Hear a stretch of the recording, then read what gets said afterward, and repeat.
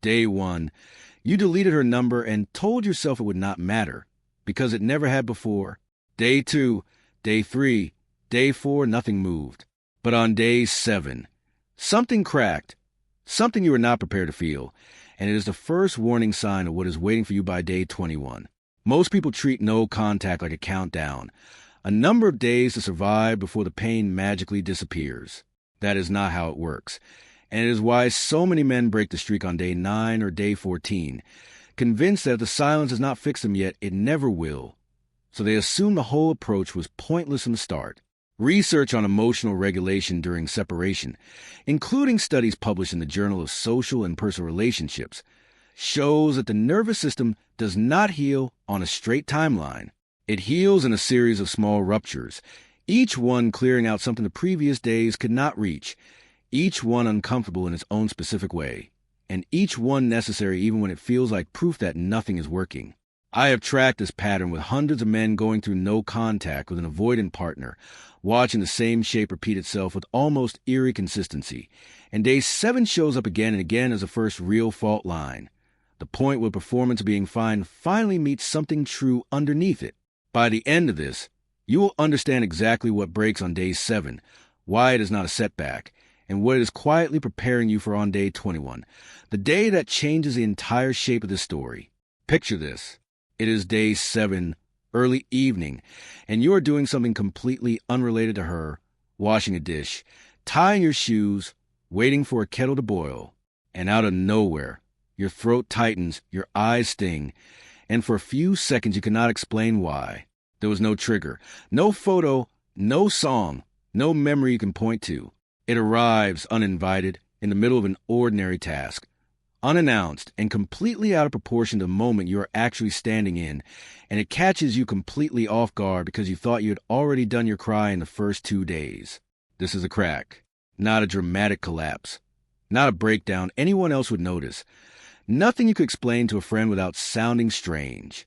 Only a small, sudden fracture in the version of yourself you have been performing since Day 1, the version who had convinced everyone, including himself, that this was going smoothly. To understand why Day 7 specifically, you have to go back to what actually happened in the days before it. On Day 1, you were still running on adrenaline. The decision itself gave you a strange sense of control, almost a high. You felt powerful, decisive, finally in charge of something after a month of feeling like you were always the one waiting, the one texting first, the one softening every silence before it had a chance to sit there uncomfortably. Day 2 and 3. That adrenaline started to fade, replaced by restlessness, the urge to check her name, to reread old messages, to look for any sign she had noticed your absence. You resisted, mostly, and told yourself that resisting meant you were already healing, that willpower alone was proof of progress. Day 4 and 5. A strange quiet set in, not peace, more like the eye of a storm, a pause your mind used to gather itself before the next wave. You slept a little better. You answered a friend's text without checking your phone 3 more times afterward.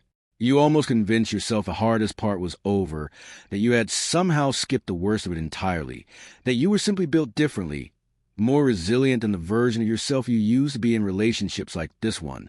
That belief is exactly what Day 7 breaks. Because grief, real grief, does not care about your timeline or your discipline. It does not reward you for holding it together for a week. It waits until your guard is lowest, until you are distracted by something small and harmless, and that is precisely when it chooses to surface. The dish in your hands, the shoes you are tying, the kettle you are waiting on, none of that is the actual trigger. The real trigger is exhaustion. The simple fact that maintaining a performance of being unaffected for 7 straight days takes more energy than most people realize, and eventually the body runs out of the will to keep holding the mask in place. You can only tell yourself you are fine so many times before some part of you, the part that never agreed to performance in the first place, decides it has had enough of being managed.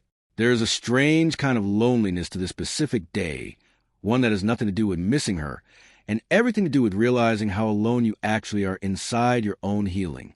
Nobody around you sees Day 7 happening. Your friends do not know today is different from Day 6 or Day 8, because from the outside, nothing has changed. You want to work, you answer messages, you look completely ordinary. Meanwhile, she, on her side of the silence, is almost certainly experiencing none of what you're going through right now. Not because she does not care in some distant sense, but because her nervous system was never built around the same kind of reckoning yours is. Her distance was always her form of protection.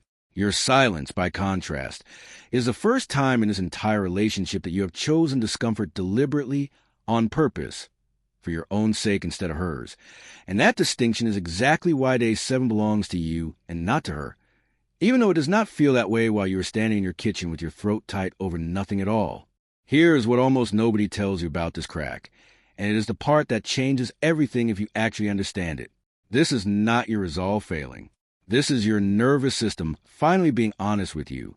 For 6 days you were managing the silence, controlling the story, deciding when and how you were allowed to feel something, editing the version of the breakup you told yourself and anyone who asked.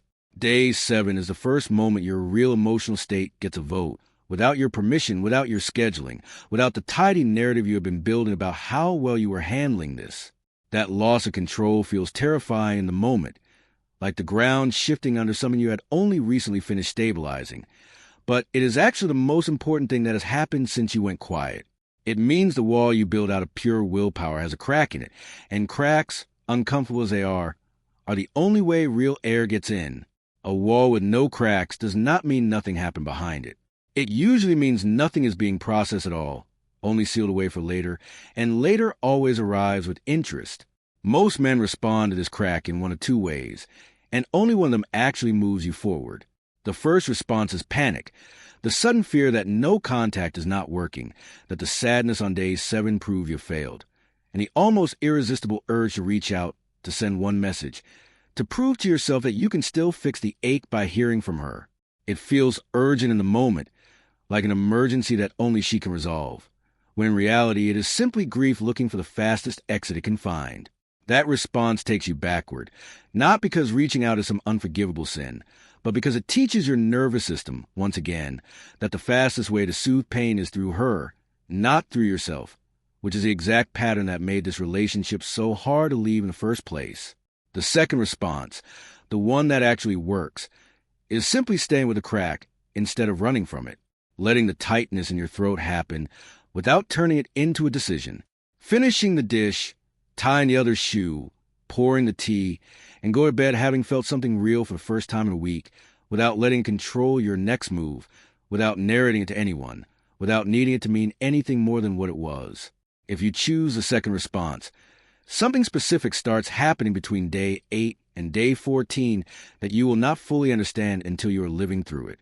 The crack on day 7 does not repeat itself the same way twice. It softens, it spaces out, it starts arriving in smaller, more manageable waves instead of one sharp jolt. And somewhere around day 12 or 13, you will notice entire hours passing where she does not enter your mind at all, not because you're suppressing her, but because your attention is genuinely moved elsewhere. That does not mean the story ends there, and it does not mean the hardest stretch is behind you either. What is coming by day 21 is a different kind of test entirely, one that has almost nothing to do with sadness, and almost everything to do with a version of yourself you have not met yet, a version that no longer performs being fine, because he actually is, and a version who will be handed a choice on day 21 that day 7 never could have prepared you to make on your own. For now, day 7 is enough to sit with. You are not broken because something cracked.